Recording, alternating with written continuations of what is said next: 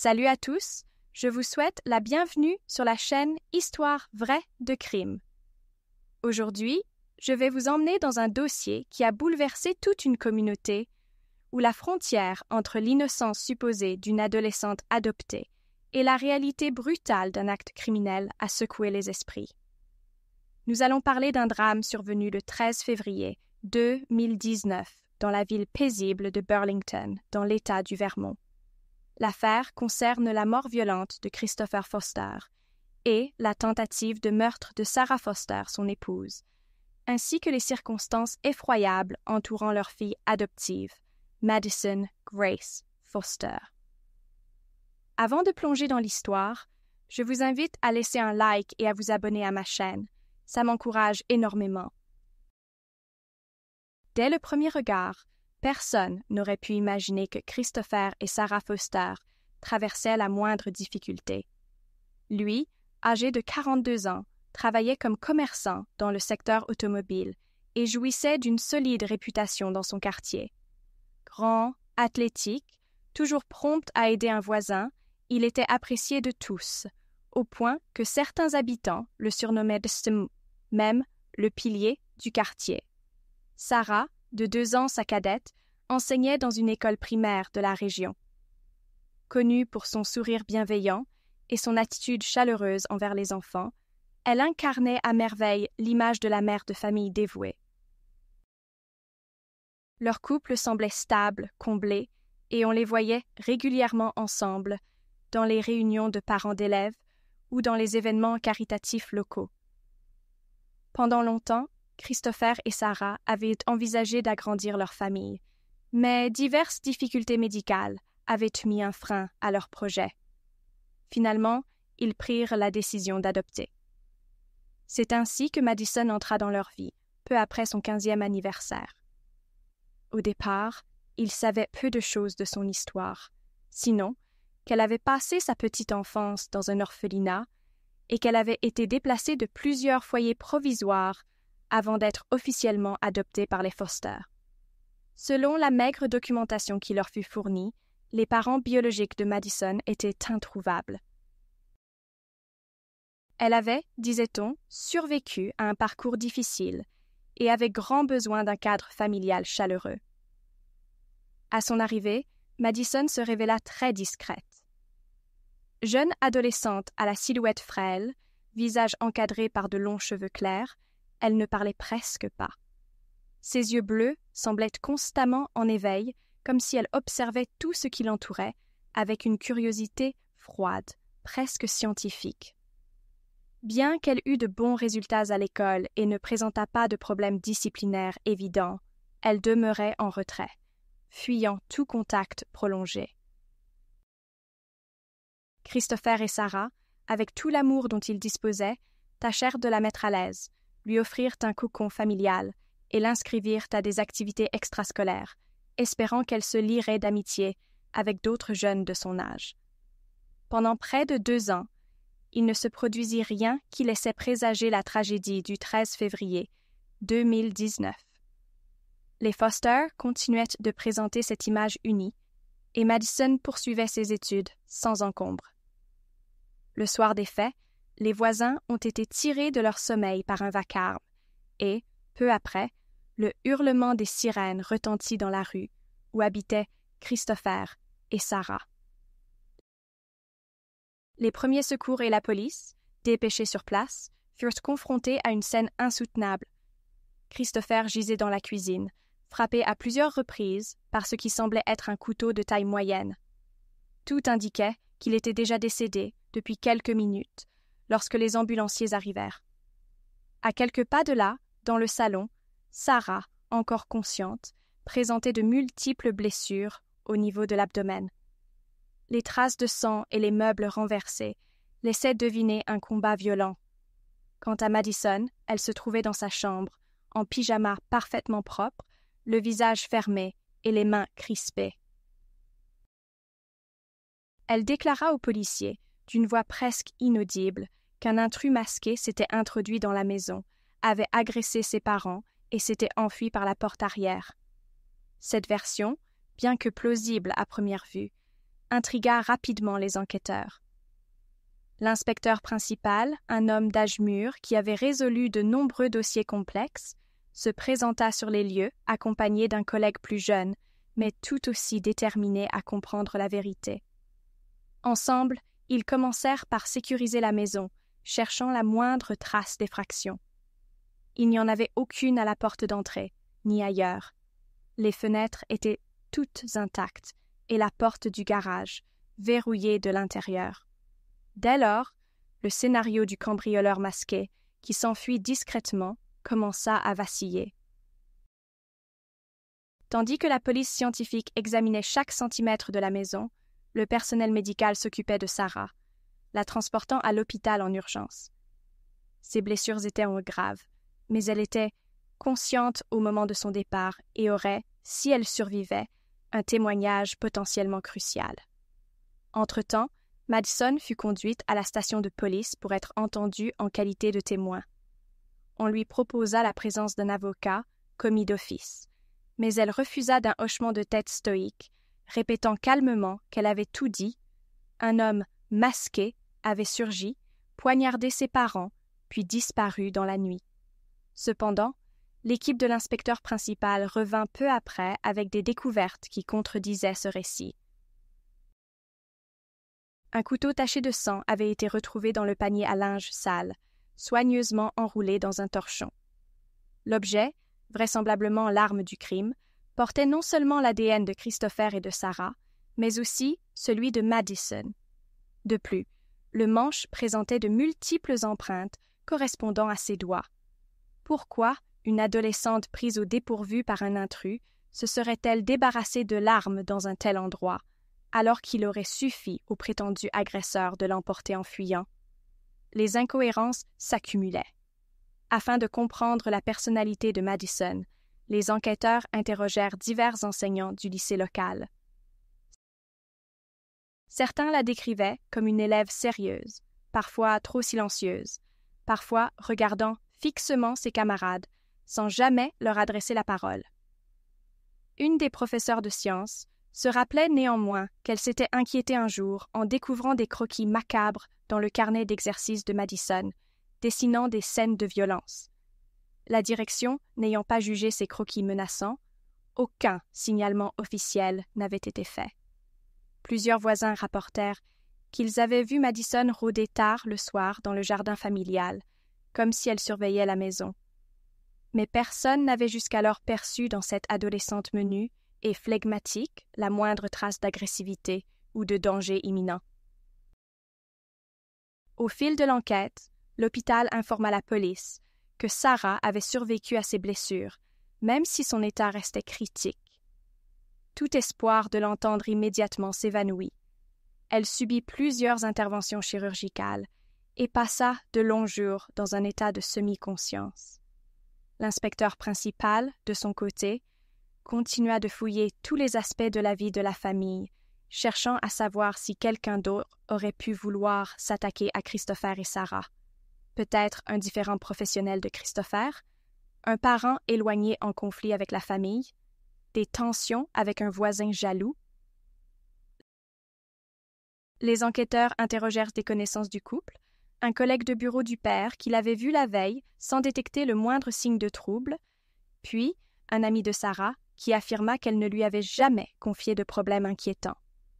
Les pistes s'avérèrent rapidement vides, renforçant l'idée que tout tournait autour de Madison. En parcourant la chambre de l'adolescente, les officiers tombèrent sur des notes écrites d'une main méticuleuse. Au début, il ne s'agissait que d'observations banales, descriptions du lycée, critiques acerbes de certains camarades. Toutefois, plus ils avançaient dans la lecture, plus le ton changeait. Les dernières pages abritaient un projet extrêmement détaillé, presque un plan morbide, décrivant comment Madison comptait se débarrasser de ses parents adoptifs pour s'approprier leur maison et leur argent. Le vocabulaire froid et l'extrême précision des scénarios exposés dans ces pages suscitèrent un vif émoi parmi les forces de l'ordre. Il y était notamment question d'éliminer toute preuve, de dissimuler l'arme et de manipuler l'opinion publique en prétendant à un cambriolage. Plusieurs extraits dataient de semaines, voire de mois avant le drame. Cette découverte signifiait un tournant capital pour l'investigation. Néanmoins, il fallait déterminer si Madison, âgé de 17 ans, avait agi seul ou bénéficié de la complicité de quelqu'un. Les enquêteurs explorèrent la moindre conversation téléphonique, passèrent en revue ses interactions sur les réseaux sociaux. Tout indiquait un isolement prolongé. Peu ou pas d'amis, des messages brefs échangés avec ses enseignants, aucune trace d'un éventuel complice. Il apparaissait clairement qu'elle avait tout planifié seule, sans que personne autour d'elle ne s'en rende compte. L'hypothèse d'une simple crise de folie passagère se heurtait à ses écrits glaçants, démontrant un sang-froid et une organisation méthodique. Le véritable choc survint lorsqu'une enquête complémentaire sur le passé de Madison fut initiée. Les documents fournis au moment de son adoption semblaient incomplets. À mesure qu'ils remontèrent la piste des précédents foyers d'accueil et de l'orphelinat où elle avait vécu enfant, la police découvrit, médusée, que les parents biologiques de Madison vivaient toujours. Des fonctionnaires sociaux confirmèrent qu'elle n'avait pas été abandonnée dans le sens traditionnel. Ses géniteurs l'avaient remise au service de l'État, car dès l'âge de 9 ans, elle aurait manifesté des comportements violents. Un dossier extrêmement troublant évoquait un incident précis. Elle avait agressé sa petite sœur, la laissant grièvement blessée. Mais, pour des raisons administratives, le dossier s'était égaré lorsqu'elle fut placée dans un autre établissement. C'est ainsi que Christopher et Sarah n'avaient jamais été informés des comportements antérieurs de Madison. En parallèle, on apprit que quelques mois avant le drame, le chien de la famille Foster avait disparu sans laisser de traces. Christopher et Sarah avaient cherché à le retrouver, pensant à un accident ou à une fugue. Or, selon le rapport d'un vétérinaire qui avait examiné la dépouille d'un chien similaire retrouvé dans un bois proche, l'animal avait été tué volontairement. L'hypothèse la plus probable indiquait un meurtre cruel. Les résultats n'étaient pas concluants à 100%, mais coïncidaient avec la période et la description de l'animal. À l'époque, personne n'avait eu la moindre raison de soupçonner Madison. Dans la quiétude apparente de ce foyer, on avait mis la disparition du chien sur le compte d'une fatalité incompréhensible. Aujourd'hui, tout prenait une teinte effroyable. L'étau se referma sur Madison lorsque son audition, sous la supervision d'un psychiatre mandaté par la police, révéla d'autres éléments inquiétants. Au lieu de manifester du chagrin pour la mort de Christopher ou de la compassion pour les souffrances de Sarah, elle resta froide, presque distante, se contentant de répéter que la faute incombait à un cambrioleur masqué. Lorsqu'on l'interrogea sur le couteau, elle se contenta d'un haussement d'épaule, prétendant ne jamais l'avoir touché. Mais son discours, par moments, suintait une étrange satisfaction, comme si l'idée de se retrouver au centre de l'attention la stimulait. Les psychologues présents notèrent que son regard ne trahissait aucun remords. Entre-temps, Sarah commença à se remettre suffisamment pour fournir aux enquêteurs quelques indications. Ses souvenirs de la nuit du 13 février restaient brouillés, mais elle se rappelait de cris, puis d'un choc violent, et de la silhouette de Madison, immobile au milieu de la pièce, un couteau à la main. La voix brisée, elle confia qu'elle avait posé le regard sur sa fille adoptive, croyant d'abord que celle-ci venait l'aider, avant de comprendre que Madison était l'agresseuse. La douleur et la panique l'avaient empêchée de saisir pleinement la scène. Pourtant, ce court témoignage suffisait déjà à faire voler en éclats la version d'un intrus masqué. L'affaire fit grand bruit, et lorsqu'elle fut portée devant la justice, les médias accoururent. Dans la salle d'audience, on voyait d'un côté l'équipe de l'accusation, déterminée à prouver l'intention homicide, et de l'autre un avocat commis d'office, chargé de la défense de Madison. L'argument principal de la défense, fondé sur son âge et de possibles troubles psychiatriques, tentait de démontrer qu'elle avait agi sous l'impulsion d'une crise incontrôlable, peut-être aggravée par une enfance instable.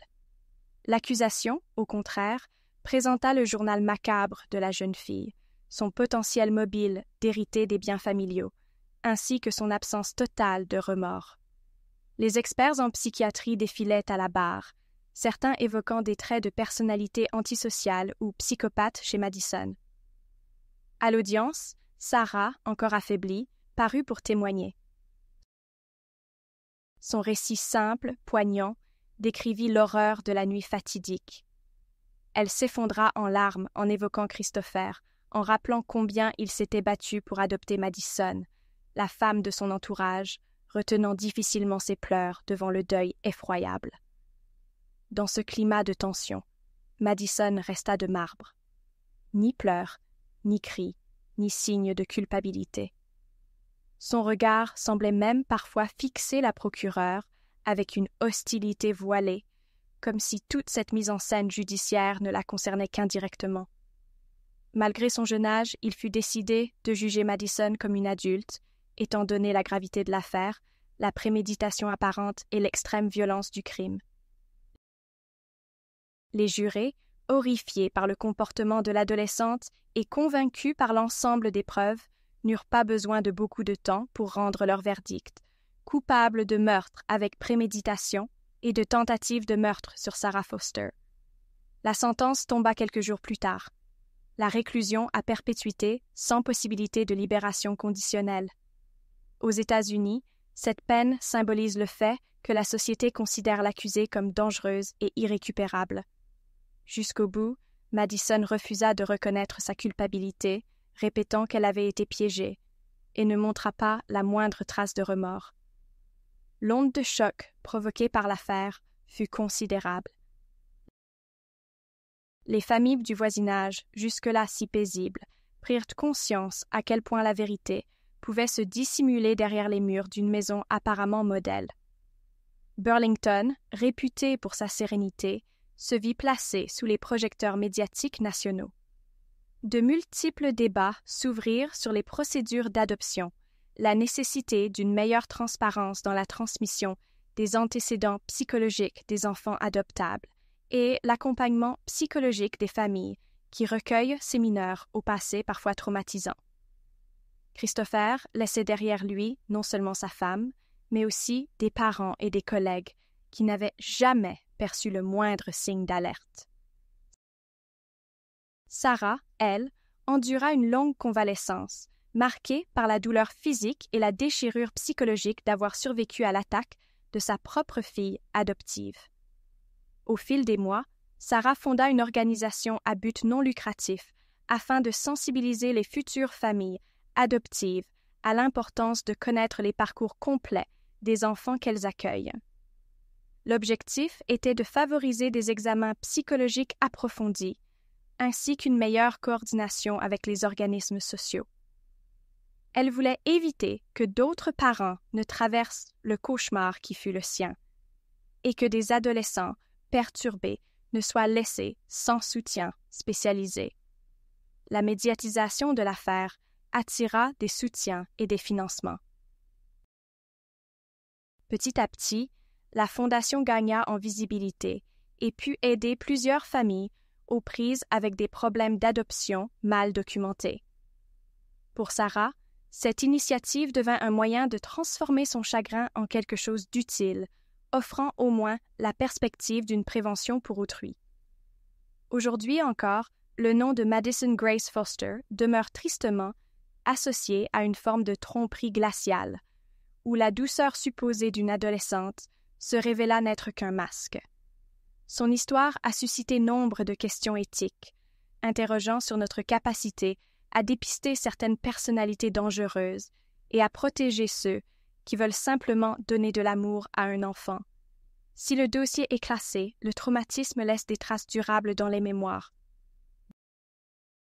Burlington, bien que toujours aussi verdoyante et accueillante en apparence, garde le souvenir de cette nuit où tout bascula. Pour ma part, en tant que narratrice de cette histoire, je reste profondément émue par le courage de Sarah, qui a trouvé la force de se relever et de lutter pour que les erreurs administratives ne brisent plus la vie d'autrui. À chaque fois que je repense à ce dossier, je ne peux que souhaiter que la justice et la prévention soient au cœur de notre société. Je vous remercie d'avoir suivi cette histoire jusqu'à la fin et d'être resté avec moi pour découvrir tous les détails. C'est grâce à votre intérêt et à votre soutien que nous pouvons continuer à partager des récits qui marquent les esprits et nous enseignent des leçons essentielles. Je vous invite à jeter un œil à mes autres vidéos où j'explore différentes affaires criminelles et leurs conséquences. N'hésitez pas à poursuivre votre expérience ici, car d'autres témoignages et faits réels vous y attendent. Enfin, j'espère de tout cœur que ce sujet vous donnera l'occasion de réfléchir et de mieux comprendre la complexité cachée derrière les apparences. Prenez soin de vous et à très vite.